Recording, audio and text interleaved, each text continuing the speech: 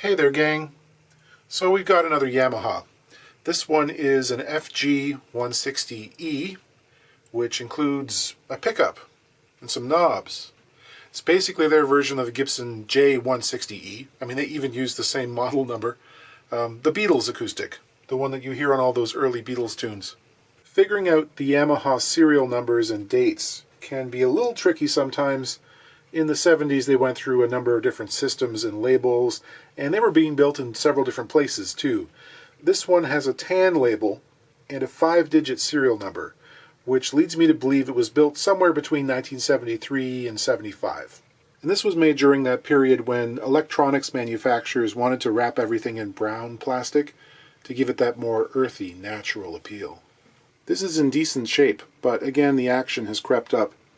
This one is sitting at around 10/64ths at the 12th fret. That's about 4 millimeters on the bass side, or like 155 thousandths. That's tough action. Like, that would be high no matter who you are. Amazingly though, this one has an untouched saddle in it. It's never been lowered. Why? Because it's made of aluminum, or aluminium, for those of you in the Eaton Rifles. Yes, Nigel, we're talking about you again. So what's the reasoning? Why? Why would you use aluminum for a saddle? I think probably because the designers of this decided to treat it like a solid body electric and ground the strings. Is that necessary? Well, Gibson didn't do it in their 160s. I'm assuming this pickup is basically the same as a P90, just a great big wide single coil, and they're not the most quiet things, as we all know. And in the context of an acoustic amplification system, maybe they wanted to tame it as much as they possibly could. Get rid of the hum that they could, even though it was still going to be a noisy pickup. There's some mythology regarding grounding the strings and how it relates to safety from electrocution. In the 70s, there were a couple of cases of performers dying on stage when they touched a microphone that was on a different circuit or at a different point in the AC cycle from their amp, which was ungrounded or malfunctioning. You know, they probably had an old 2-prong cord. We don't ground the strings to prevent that. And in fact, connecting them into the circuit could actually make things more dangerous in the rare event of that happening, because you're touching the strings all the time, as opposed to, say, you know, the exposed part of your output jack or something, which you might touch once a set. Modern sound techs carry a circuit tester. They make sure the polarity is correct, and they plug everything into the same ground source just to be extra safe. But really, the string ground has more to do with suppressing hum than keeping you safe. So there's a choice to be made. I can try and retain this metal saddle and make it work, grind it down, or we could swap it out for a bone saddle and then save this one in the case for posterity. Actually, this thing has the original hang tag from the 70s. It was 189 bucks. What to do? Could do a test. These strings are super dead. So I can put on a fresh set. We'll give it a try. I can take the aluminum one out, we'll pop in a bone one and see if there's a buzz that increases without the grounding, and or if it has any effect at all. Naturally, this guitar has those strange vintage style tuners that don't have the hole in the center for you to poke the string down into. It just kind of sits through the slot, which is probably the last style of tuner you'd want to use for a side-by-side comparison if you're going to have to be restringing the guitar.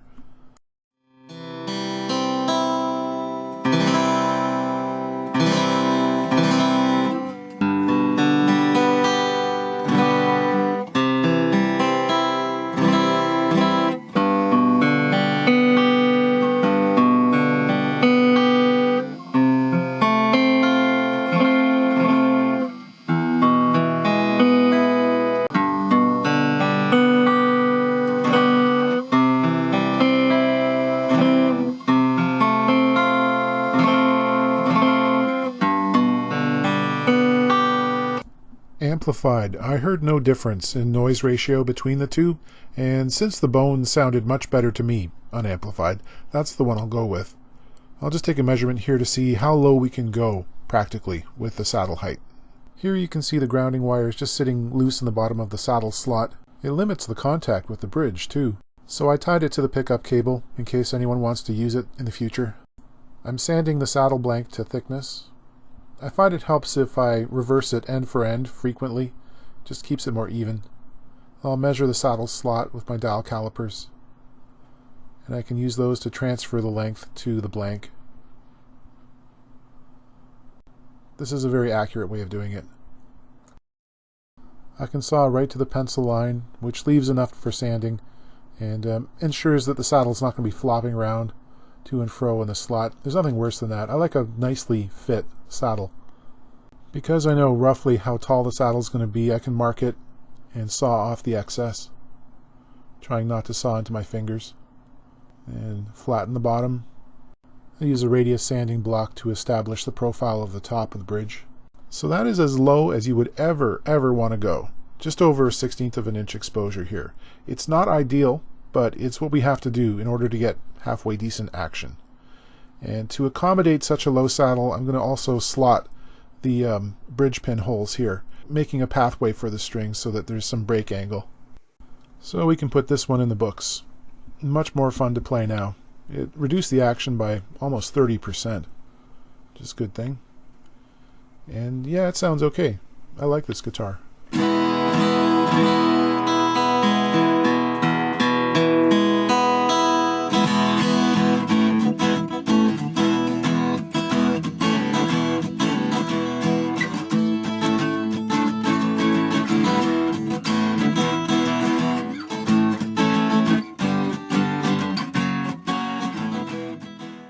Now here we have an old Harmony arch top.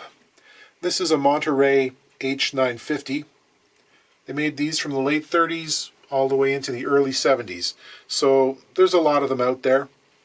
Not particularly valuable from a collecting perspective, but they've got a place.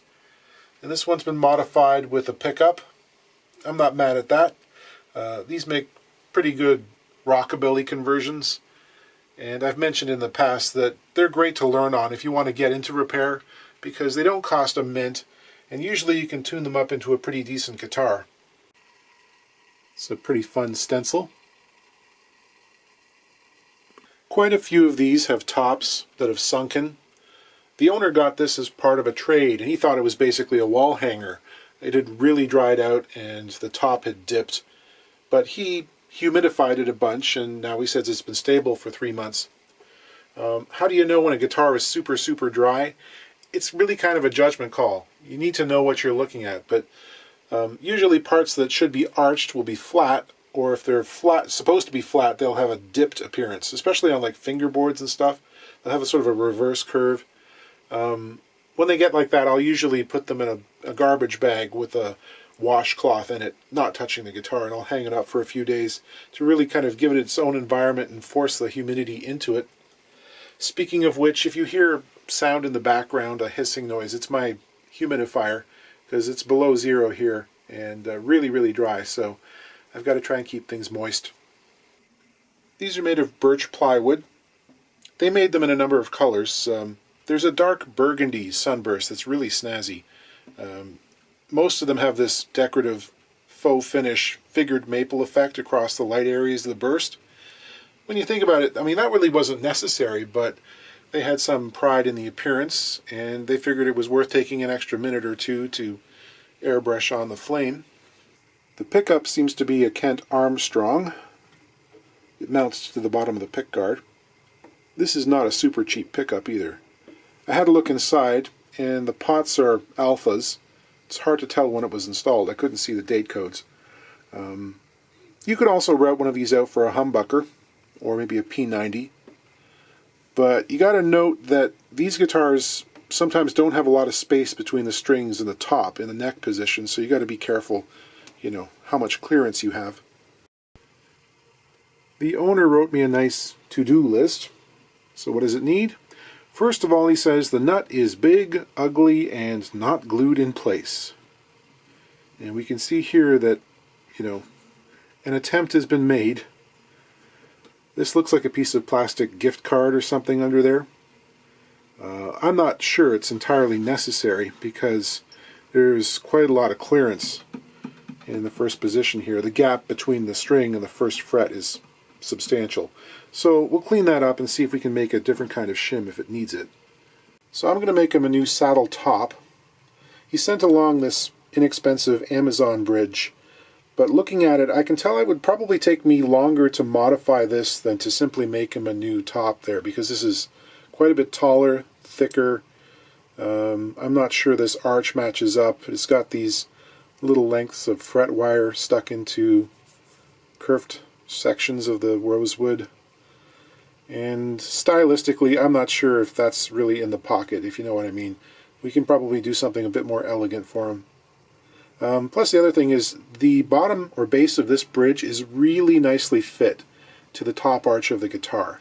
And that's a really laborious process. If I have to sort of sand this in place, it's going to take a long time. And then finally, these guitars were shipped without side dot markers, and some peel and stick ones have been added to the neck here, but some of them don't want to stick anymore, so we're going to install some permanent ones. I'll work on the saddle. This is a nice piece of quarter sawn ebony. It's good to save these little offcuts because you never know when they'll come in handy. I'll sand the radius into the top. I've already bored the holes for the adjustment posts at this point. So rather than that piece of plastic card, it was actually a scene card from Cineplex Theaters. I'm going to use a strip of maple here, the veneer. I'll glue that to the bottom of the nut, and then I can trim off the excess veneer using both a knife and sand any rough edges. Now, to cut the profile of the saddle, you could do it by hand, but it's a long, exacting process. I'll speed things up by using a jig I whipped up using some scrap plywood. It's good to have some workable lengths on hand for this purpose, and I'm using this radius bit, and the router will follow a fence, which is held at the appropriate intonation angle, which I derived from looking at the original bridge and also checking out a fret spacing calculator. There's also a stop block on there to produce a nice looking bump on each end of the bridge. And I sneak up to the final depth with a number of light passes, not going too fast. Oh, and the saddle is super glued in place using tape. Here's the blank, roughed out. I think that looks pretty good. I'll put a bit of a radius on the corners, just to dress it up a little bit, and sand that. I want places touched by the hand to be smooth and not annoying. With the outside strings in place, I can check out their line relative to the bridge and also set the string spacing, which in this case is around 54 millimeters. We'll mark that and use a knife to deepen the marks. And I can use nut slotting files to make a small string capture groove. I'll also make sure the nut slots are filed to the proper depth. The top of the saddle is wide enough that I can back file strings to sneak up on proper intonation. And we'll call this one done. I forgot to film the installation of the side dot markers, but you've seen me do that a lot. There's the old one and the new one. I think that looks okay. That's in keeping with the style. We'll play it and move on. This player likes Dadgad.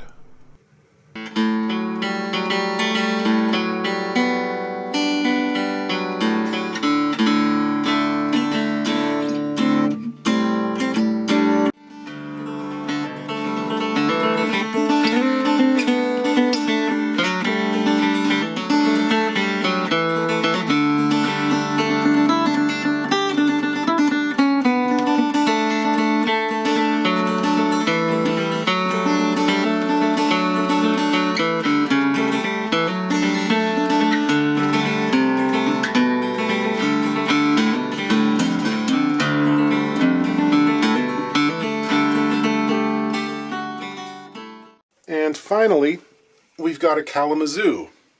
Some of you know that the Gibson Guitar Company produced several lines of budget guitars during the Depression years. They made some for mail-order catalogs like Montgomery Ward under different names.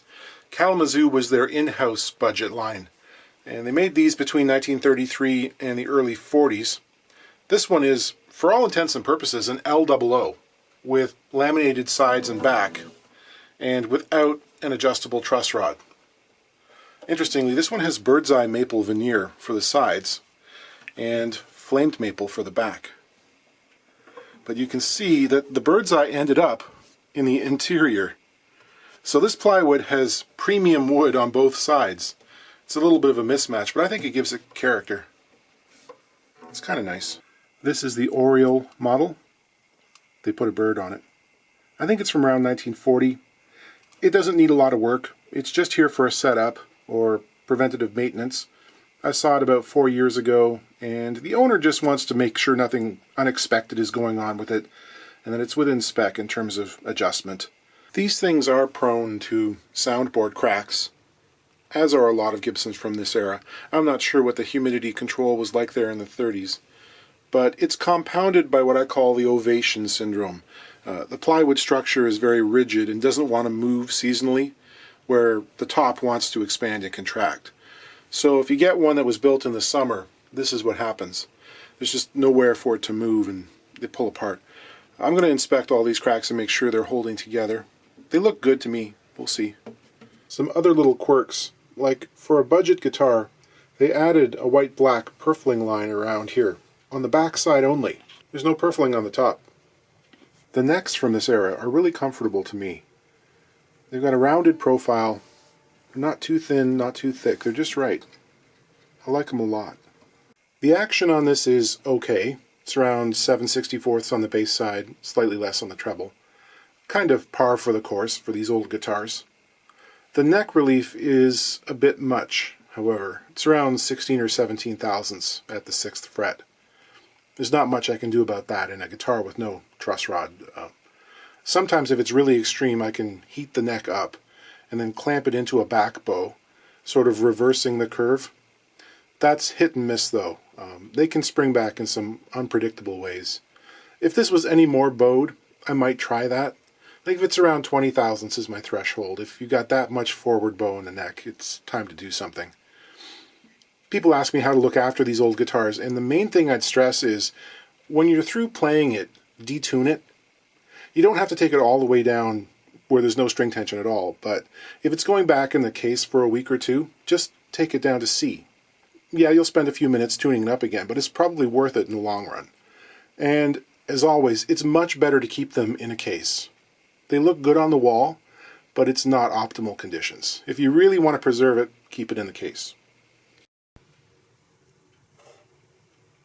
This is X-braced, as opposed to ladder bracing, which you'll find in a lot of other budget brands of this era. And yeah, it looks just like any other small-bodied Gibson from this era. Tapered, non-scalloped X-braces. I'll shine a bright light in here and see what's going on with those cracks.